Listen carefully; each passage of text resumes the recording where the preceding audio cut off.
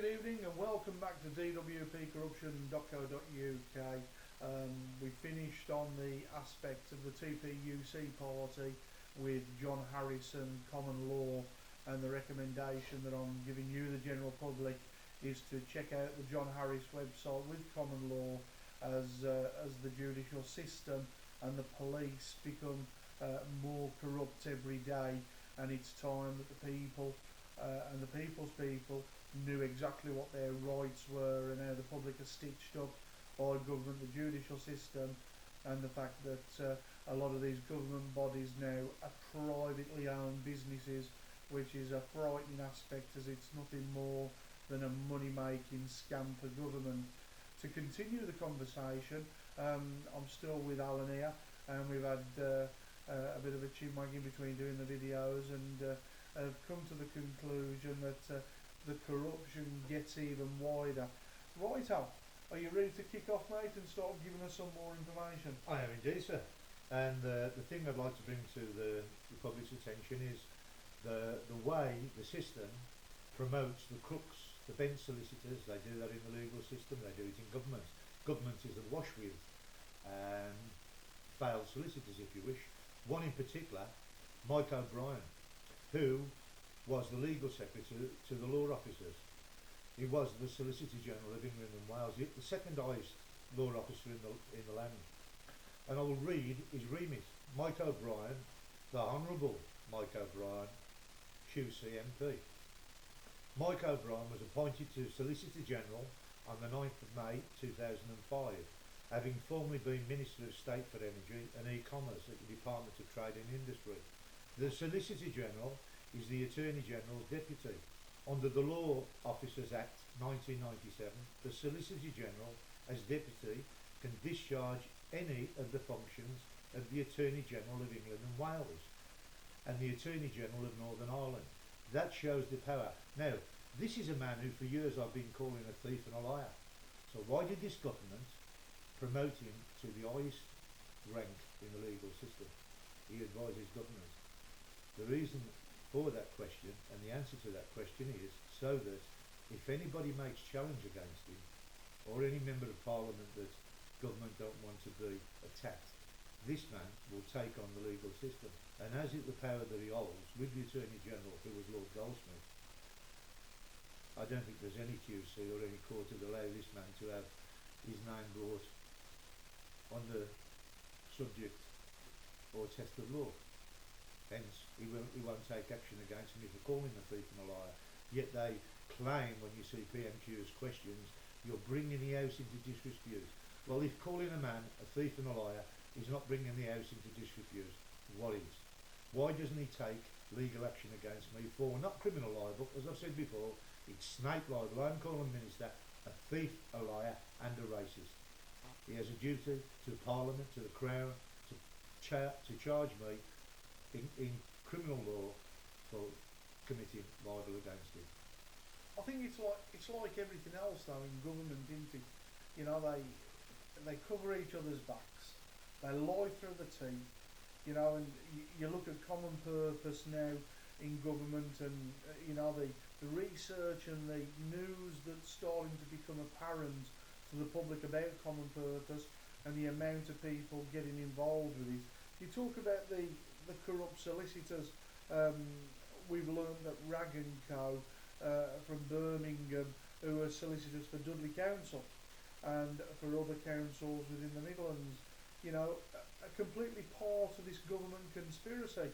They select solicitors that will act in a corrupt manner to defend the government bodies. You know, they're paid to lie, in other words, aren't they? You know, so when you look at Rag and Co, pervert the course of justice. Pervert the course of justice, that's right. And when you look at Rag and Co being graduates of common purpose, and other solicitors are associated with them. We spoke about one last week, didn't we? Who was to do with the pensions department. What was the names again? Masons? Yes. Pinsett, Curtis and Biddle. The Law Society likes to call them Pinsett Mason because it hides the fact that when they took out a court case in 2002, they were Pinsett, Curtis and Biddle. Corruption again. hiding the name, Hiding covering the up. name, indeed. You know what? And they had a lot to cover up because they committed high treason in the Birmingham courts to launder stolen Did they money. really? Oh yes. Well, I'll deal with that when we. Oh crikey! I'd be Yeah. interested in hearing about that. I'm sure the public would as well, obviously. Okay, I'll conclude this because this document, if you wish to see it, it is in the list of documents that are under the video. And I will conclude by reading. In 1993, the Police Federation asked him, Mike O'Brien, MP at the time, to be the first parliamentary advisor in 20 years. This is the police asking an MP to be their representative, the first one in 20 years. A role he gave up on joining the front bench. And it concludes by saying Mike is a married man with 2 daughters. And I've added to the bottom of the document in my own writing, which can be seen on the documented evidence on this video underneath, who do not know that their father is a thief, a liar and a racist. Poor girls. Now, in 1993, when he was asked to be their representative for Parliament, Mike O'Brien in June 93 wrote to me after asking me for the evidence that the solicitors were committing fraud.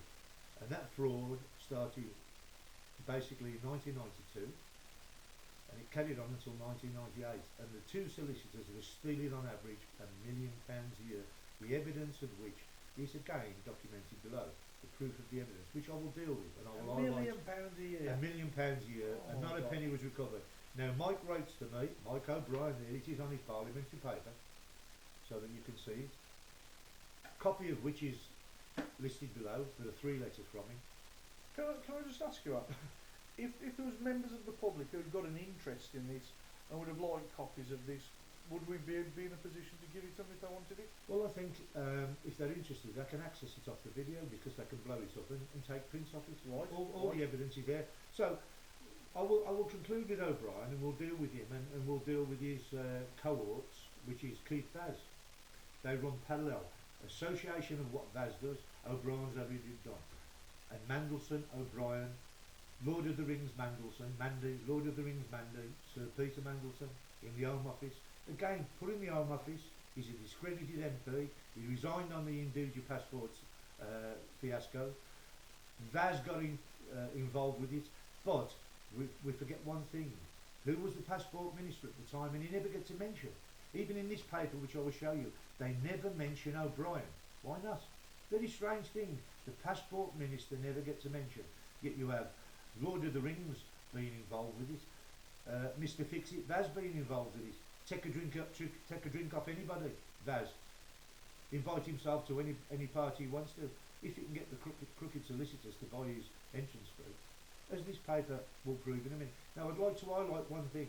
Remember, this man was delegated to the highest office, in the second highest office in the legal system, and he writes to me, you are alleging conspiracy involving council officials at various levels, solicitors, court officials and the police. So he identifies who the allegations are. He's asked me for evidence against these people, and then he concludes by saying, having spent a considerable amount of time reading your documents, I am not satisfied that you can substantiate the allegations which you are making. The matter has been fully investigated by the police and by the local government's ombudsman. Fully investigated by the police and by the local government's ombudsman. As the evidence that you are about to hear, after me reading this, and as it goes on, you will see that there was no investigation carried out by the police, and O'Brien, to get my evidence, promised me to investigate. Yet he doesn't investigate, he relies on that which the police claim that they did. And it concludes, I've got to stop you because we're coming up now to the end of the video. Catch you in a while.